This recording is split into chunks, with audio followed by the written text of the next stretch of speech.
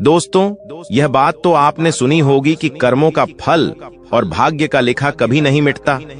हम अच्छे कर्म और बुरे कर्म नीचे धरती पर करते हैं और हम सोचते हैं कि हमें कोई नहीं देख रहा, लेकिन एक अलौकिक शक्ति है जो हमेशा हम पर नजर रखती है। जैसा बीज बोओगे वैसी ही फसल प्राप्त करोगे। ये कहावत आपने सुनी ही होगी। जैसे आप कर्म करोगे वैसा ही आपको फल भी प्राप्त होगा। लेकिन मेरा एक सवाल है, क्या आप इस बात पर यकीन करते हैं कि जैसा आप कर्म करते हैं वैसा ही आपको फल भी मिलता है? आइए इस कहानी के माध्यम से समझते हैं। नमस्कार दोस्तों, बोधि इनसाइट्स यूट्यूब चैनल में आपका दिल से स्वागत है। दोस्तों, यह कहानी बड़ी ही शिक्षाप्रद, महत्वपूर्ण और ज्ञानवर्धक है। मेरा आपसे निवेदन है कि कहानी के अंत तक हमारे साथ में जरूर बने रहना।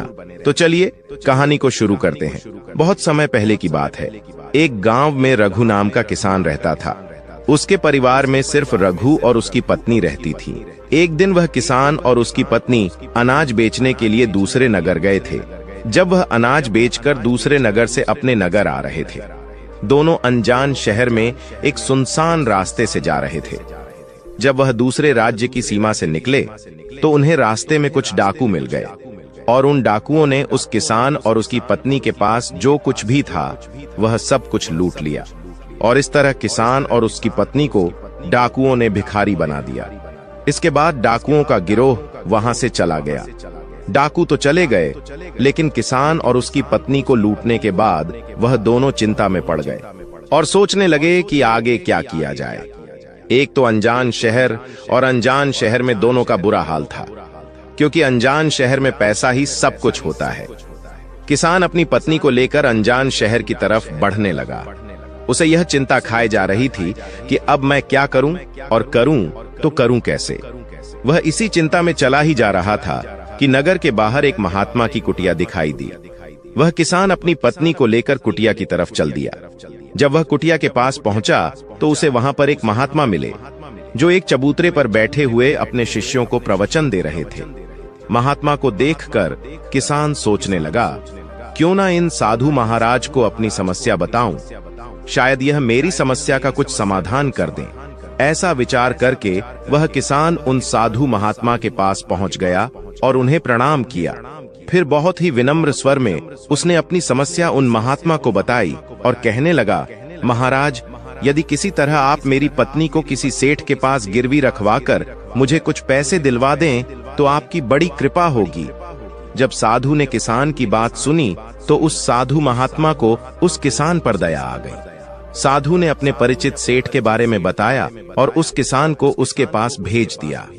किसान अपनी पत्नी को लेकर उस सेठ के पास पहुंच गया और उस सेठ से हाथ जोड़कर कहने लगा, सेठ जी, मुझे कुछ पैसों की आवश्यकता है। मेरे पास गिरवी रखने के लिए और तो कुछ नहीं है, बस मेरी पत्नी है। आप मेरी पत्नी को गिरवी रखकर मुझे कुछ पैसे दे दीजिए। मैं उन पैसों से कोई व्यापार करके जल्दी ही आपकी रकम ब्याज सहित वापस कर दूंगा और अपनी पत्नी को आपसे छुड़ा लूंगा। तब तक मेरी पत्नी आपके दिए हुए पैसों में आपके पास गिरवी रहेगी। सेठ ने जब उस किसान की बात सुनी तो वह पैसे देने के लिए तैयार हो गया और पैसों के बदले में किसान की पत्नी को अपने पास गिरवी रख लिया। किसान सेठ के पास अपनी पत्नी को गिरवी रखकर और उस सेठ से कर्ज लेकर व्यापार करने के लिए आगे बढ़ गया। किसान ने उन रुपयों से अनाज का व्यापार शुरू कर दिया। वह अब किसान से व्यापारी बन गया। अब सस्ते दामों में किसानों से अनाज को खरीदता था और दूसरे जरूरतमंद किसानों को महंगे दामों में बेच देता था। इस प्रकार रघु ने उन पैसों से बहुत ही कम समय में अच्छा खासा धन अर्जित कर लिया। जब रघु ने खूब पैसा कमा लिया तो 8 महीने बाद फिर रघु उसी नगर में वापस लौट आया, जिस नगर में वह अपनी पत्नी को उस सेठ के पास गिरवी रखकर गया था। रघु नगर में आकर सीधा उस सेठ के पास पहुंच गया और सेठ के पास पहुंचकर कहने लगा, सेठ जी, मैं 8 महीने पहले आपके पास अपनी पत्नी को गिरवी रखकर गया था।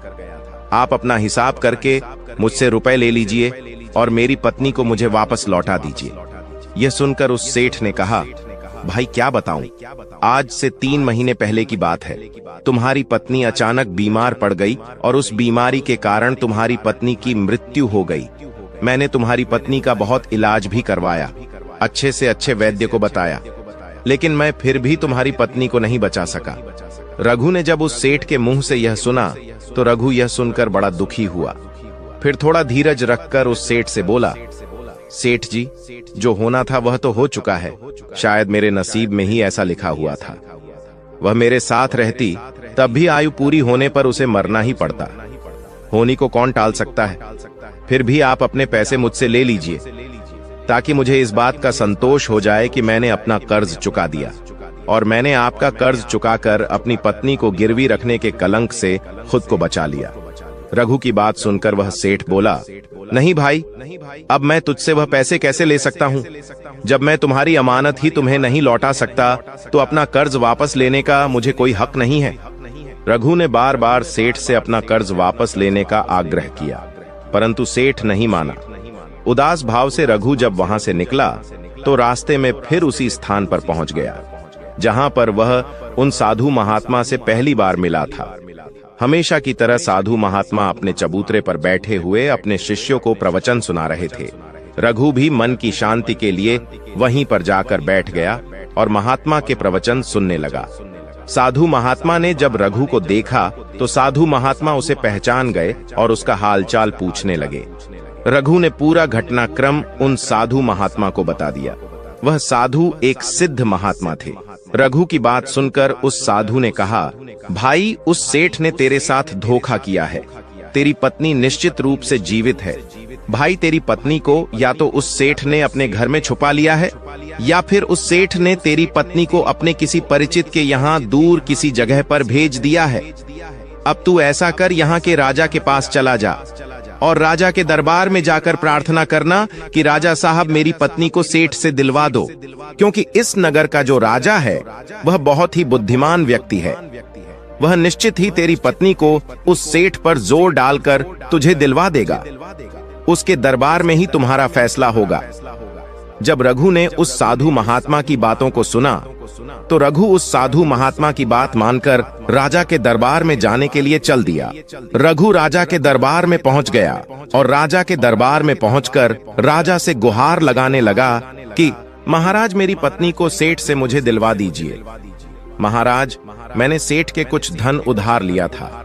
बदले में अपनी पत्नी को सेठ के पास गिरवी रख कर गया था। जब मैं धन लेकर अपनी पत्नी को उस सेठ के पास लेने गया तो वह कह रहा है कि उसका देहांत हो गया है। वह झूठ बोल रहा है। रघु की प्रार्थना सुनकर राजा ने सेठ को दरबार में बुलाया और उससे कहा, सेठ, क्या यह बात सच है कि यह किसान कुछ रुपयों के बदले में अपनी पत्नी को तुम्हारे पास गिरवी रख कर गया था? सेठ ने स्वीकार करते हुए कहा कि हाँ राजन, किसान की यह बात बिल्कुल सच है। राजा ने फिर कहा, तुम इसकी पत्नी को क्यों नहीं लौटा रहे हो? राजा की बात सुनकर वह सेठ बोला, कैसे लौटा सकता हूं महाराज? मैंने इस किसान को बता तो दिया कि आज से 3 महीने पहले इसकी पत्नी की मृत्यु हो चुकी है। महाराज, अब मैं धर्मराज के पास जाकर तो इसकी पत्नी को वापस नहीं ला सकता।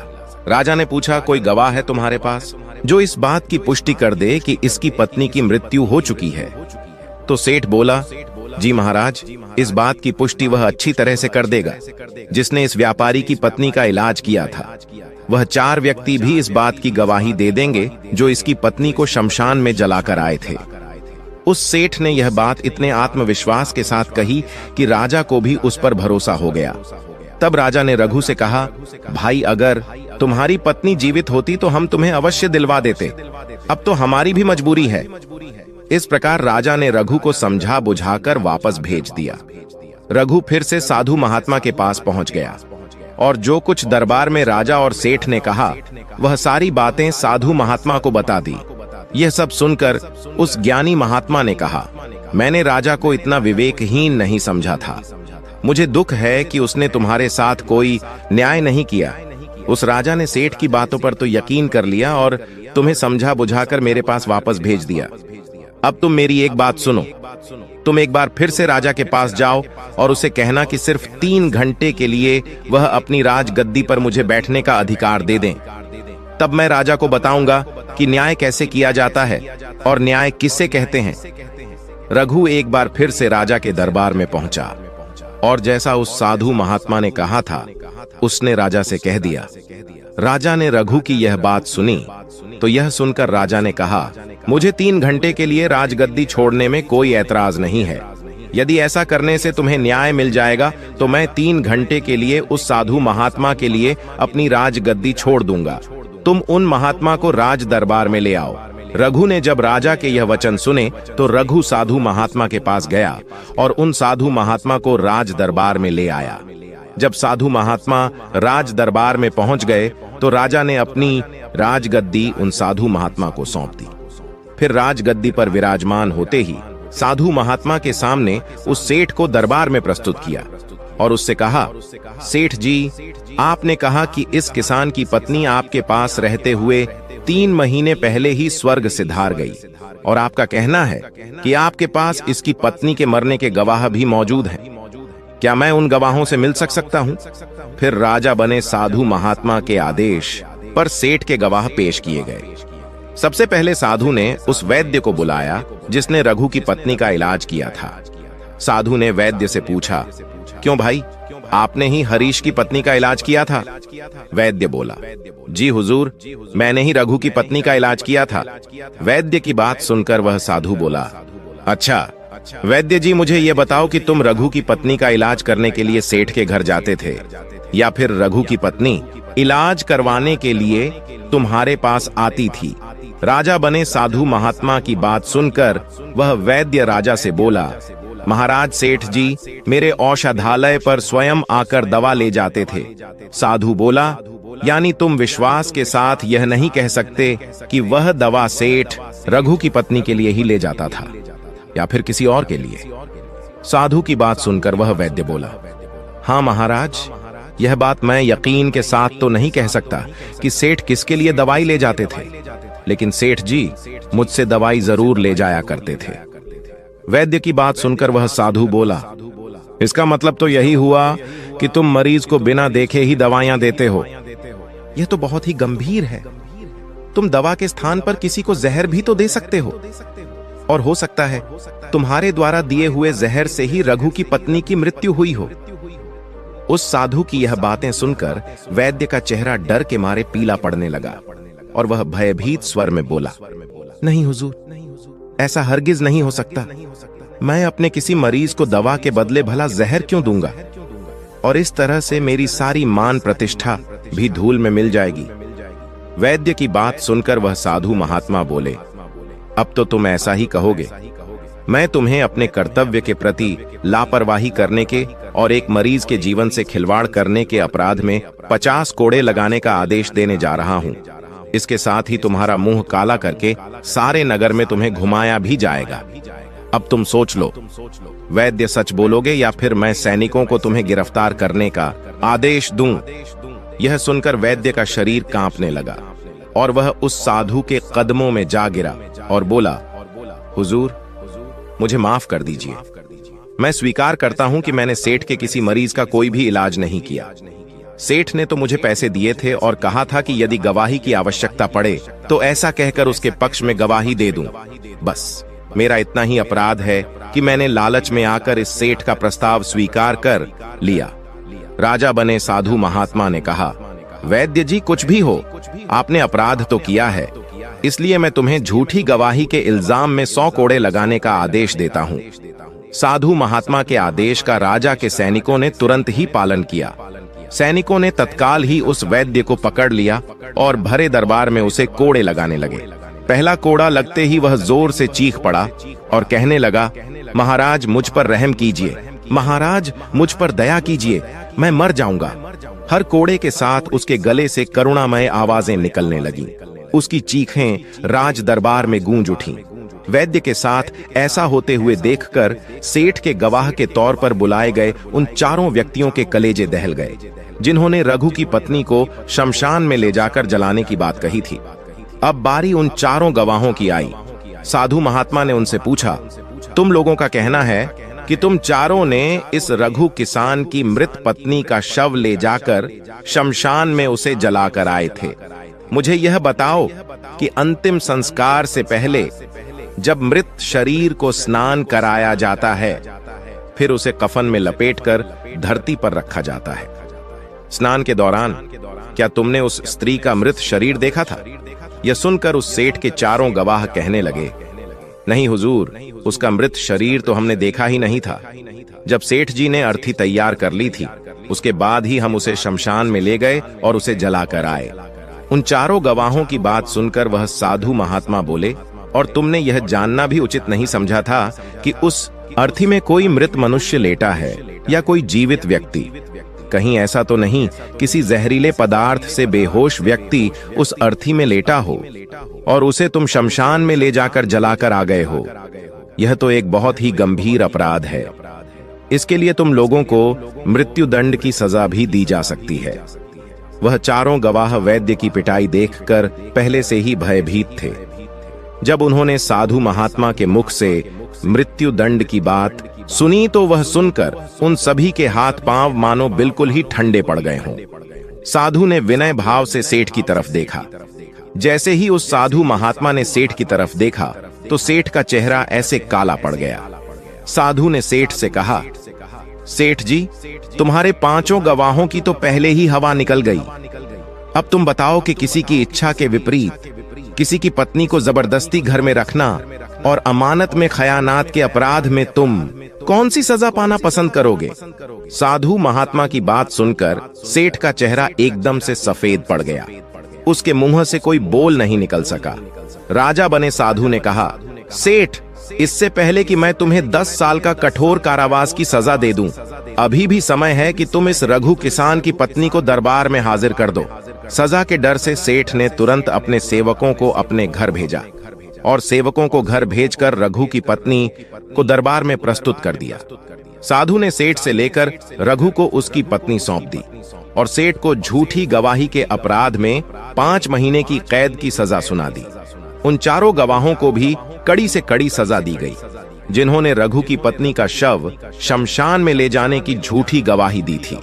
यह देखकर राजा आश्चर्यचकित रह गया और साधु के सामने हाथ जोड़कर बोला, महात्मा, आप धन्य हैं।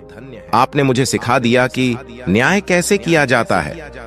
राजा की बात सुनकर वह साधु महात्मा बोला, राजन, मेरी 3 बातें सदैव याद रखना कि कभी भी इन 3 स्थानों पर अपनी पत्नी को अकेला नहीं छोड़ना चाहिए। अब हम आपको बताते हैं।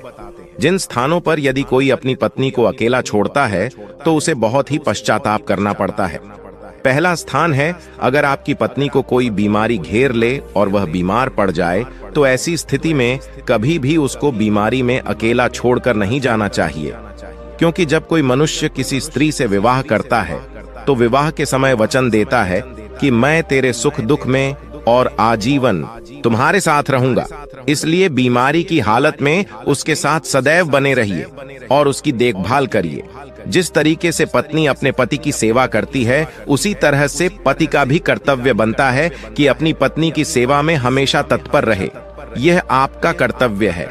दूसरा स्थान है, अगर आपकी पत्नी निर्दोष है और कोई उस पर झूठा लांछन लगाता है तो ऐसी स्थिति में सदैव तुम्हें उसके साथ खड़े रहना चाहिए, क्योंकि एक लड़की अपने माता पिता का घर इसी आस में छोड़कर आती है कि पति मेरी भावनाओं को समझेगा और हर स्थिति में मेरा साथ देगा। इसलिए दुनिया वाले उस पर कोई झूठा दोष लगा रहे हैं तो आपको अपनी अर्धांगिनी के साथ खड़े रहना चाहिए। ऐसे समय में उसको कभी भी अकेला नहीं छोड़ना चाहिए, या कभी कोई ऐसी स्थिति आए तो उस समय तुम्हें अपनी पत्नी को बोलना चाहिए कि तुम बिल्कुल भी चिंता मत करो, मैं तुम्हारे साथ खड़ा हूं। तीसरा स्थान है, कभी भूलकर भी अपनी पत्नी को पराये पुरुषों के पास नहीं छोड़ना। किसी भी परिस्थिति में अपनी पत्नी को किसी अन्य पुरुष के साथ अकेला नहीं छोड़ना चाहिए, क्योंकि आज के समय में किसी का कुछ नहीं पता, कौन कब और किसके साथ दगा कर दे। साधु महात्मा की बात सुनकर रघु और राजा को भी समझ आ गई। दोस्तों, आपने आज के इस वीडियो से क्या सीखा वह मुझे आप कमेंट में बता सकते हैं। इसी के साथ में उम्मीद है कि आपको आज की वीडियो पसंद आई होगी, तो इस वीडियो को उस इंसान को शेयर करें जिससे यह कहानी सुनने की जरूरत है, और उसी के ठीक बाद चैनल को सब्सक्राइब करें। तो चलिए फिर मिलते हैं ऐसी एक और नई वीडियो में एक नए मैसेज के साथ। तब तक के लिए अपना ख्याल रखें। धन्यवाद और नमो बुद्धाय।